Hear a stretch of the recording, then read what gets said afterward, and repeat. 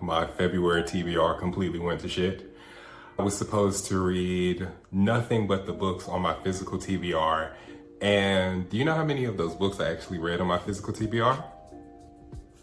0. I was supposed to read the 5th season, which I still 200% plan to read. I didn't even pick that up. I didn't even start that book. I started The 3-Body Problem from my actual TBR, and everything went to shit from that point.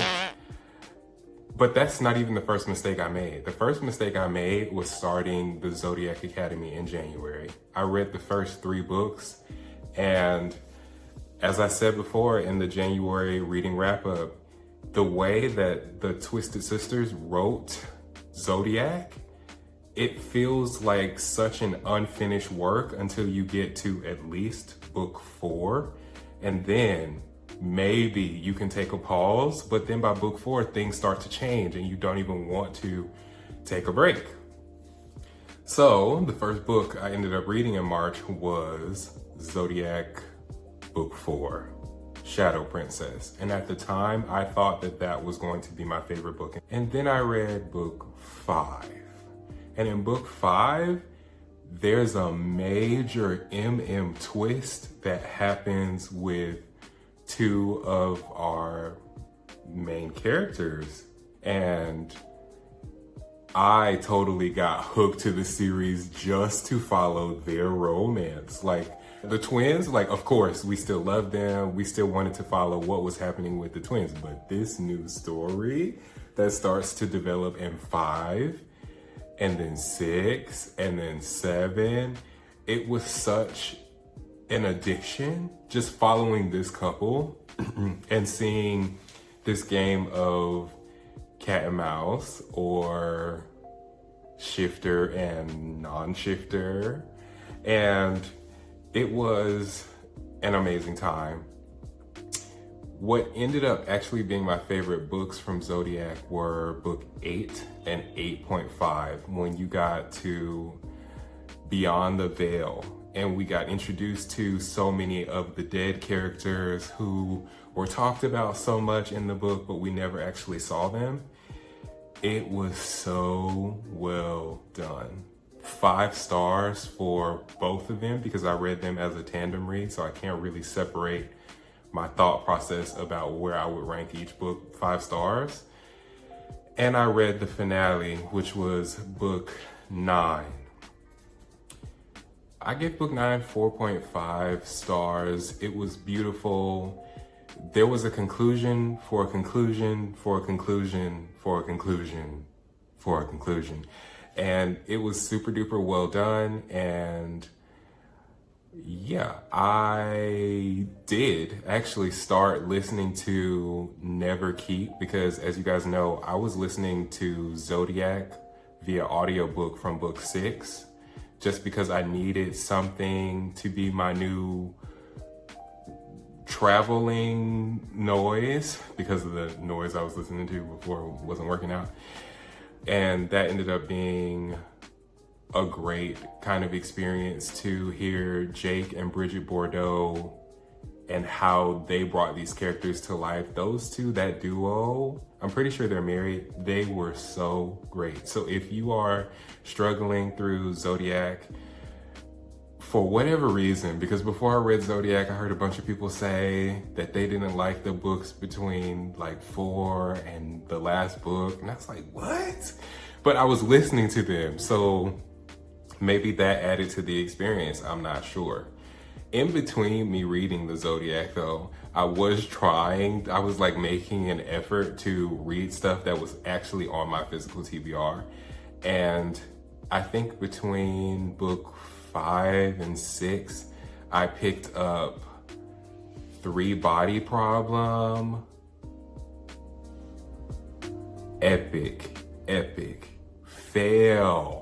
It was so bad. I cannot believe that people actually read this and they're like, I mean, I can't believe, but I'm just not one of those people. To me, it was so bad. And had a lot of hope because, you know, getting into Red Rising and really, really enjoying it. And I still think that that's true, but high sci-fi is definitely something that's not for me. And I know that because after I DNF'd 3 Body Problem, I picked up Brave New World because one of my good girlfriends loves this book. This was one of her favorite books, and I picked that up, and that was also high sci-fi. And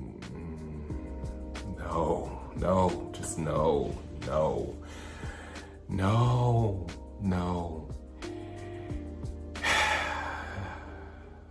After I DNF 3 Body, I actually talked to my friend who recommended the book in the first place. And I was like, can you explain to me why you like this? And in his explanation, he convinced me even more that that was not the book for me. But Brave New World, though, I was actually afraid to say, you know, I don't like this because it's another recommendation. And ironically, the 2 friends that recommended these books to me, they're actually a couple. So I guess, I mean, you know, they are synchronized in their taste. But it wasn't for me. I was able to successfully pick up something else that wasn't on my actual TBR, which was Dark Rise by C.S. Pacat.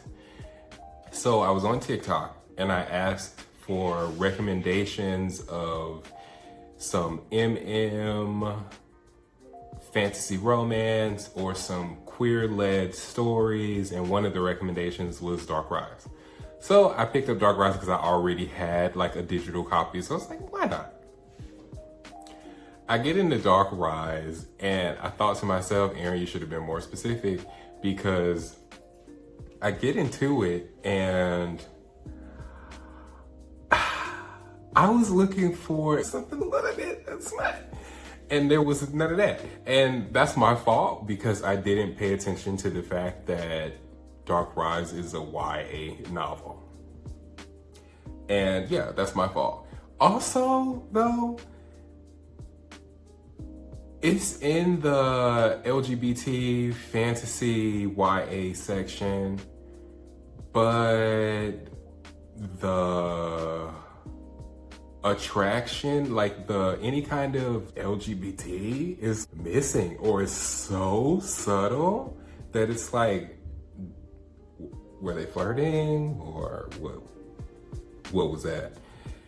But besides the fact that I wasn't clear in my request for recommendations, it was actually really good. If I was looking for something that was YA and that was MM-ish, then yeah, that was really, really good. I ended up rating that 4 stars because I wanted to be fair to the book and not like, I don't like this because I wasn't clear enough. 4 stars. Iron and Embers by Helen Shore. This was a 4.5 star for me. This was really quite good, except for how it ended. How it ended is why it's not a 5 star. It was really, really good. And I was thinking about, what is it? Not From Blood and Ash, that's Jennifer L. Armentrout. What was it? Blood and Steel. Yes, I was thinking about Blood and Steel, The Legends of Thesmar, her first romantasy series, at least that I read. And my biggest gripe about that series was the fact that I felt like there was smut that was being written. There was so much smut that was being written that it felt like you're writing smut because you don't have plot, ma'am. Like, and if you are writing smut because you don't have plot, that doesn't, I mean, it was a struggle to get through those last 2 books for me because it was like, okay, like, can we like move the story forward? I felt like the story was really truly dragging its feet because, and in Iron and Embers, this was not that. It was like the author, somebody like pulled her to the side and was like, look, man, we need to write a little bit more like this. More through line, less smut, which is so funny because my gripe about Dark Rise is that the romantic interest, first of all, is not clearly LGBT, and there was no smut. It wasn't marketed as a dark romance fantasy. You know, it wasn't marketed as that, so that's my fault. Iron and Embers, there is a little tinge of smut, but the thing that really gets me in Iron and Embers is the tension. There's so much tension between the war sword and the poisoner. There's so much tension. And following their journey, it was a lot more interesting than I thought it was going to be. Initially going into the read, I thought, okay, like we saw Ren and we saw Torge. They were side characters in the other book, so is there enough material to create another trilogy? Because this is going to be a trilogy, and I think the next book is actually being released this year, if I'm not mistaken. The whole thing might be being released in 2025. If that is really the case, I'm super duper looking forward to that because it was really good. The only complaint that I have is this ending. I cannot stand when authors write this miscommunication trope. Like, just say exactly the thing. Like, if you know the thing, why are we keeping information from each other? Why? Like, what does it serve? I'm trying to protect you. From what? I'm trying to protect your feelings. From what? The only thing that it serves to do is create unnecessary drama in the writing. And like, you did that for a cliffhanger? Like, the book was already good, girl. You didn't have to do that. You didn't have to like add the extra piece for dramatic effect. I don't even know. Like, if that miscommunication trope happened in chapter 20, that book would have been a DNF. I can tell you that right now. But because it happened like, there was build up to it, of course, but it happened like very clearly in the last like six-ish chapters. And I already loved the book, so I didn't DNF it, and it was really, really good. I just hate that trope. And this is what I thought immediately after that. If you absolutely hated Iron Flame because of the on again, off again romance, then Iron and Embers, that's not going to be for you. If you did not like it for that reason, that's not going to be for you. But if you were fine with Iron Flame, because I actually liked Iron Flame, I think I rated that book 5 stars even. I loved it. I think I rated all of those 5 stars. Anyway, I digress, because that's not the point. If you had an issue with Iron Flame, then I think the ending of this book will really piss you off, because it's like, great story, great story, great story, great story, and then that. So I'm tentative about notice there's no TBR video coming this month. I'm tentative about even saying like, and here's my TBR. There are 3 books that I'm going to read for sure, and I'm going to try to make myself read them this week. Going to read Morningstar and finish out the original trilogy of Red Rising. I'm totally gonna, the book's already there. I'm gonna do that. I am 100% going to finish The Shadow of the Gods by John Gwynne, because I started it, but I did not finish it not because it wasn't good. That was a soft DNF in the month of February. I did not finish that only because when I tried to pick it up, I was just so hungry for Zodiac. I was feral for Zodiac. I'm gonna finish Morningstar.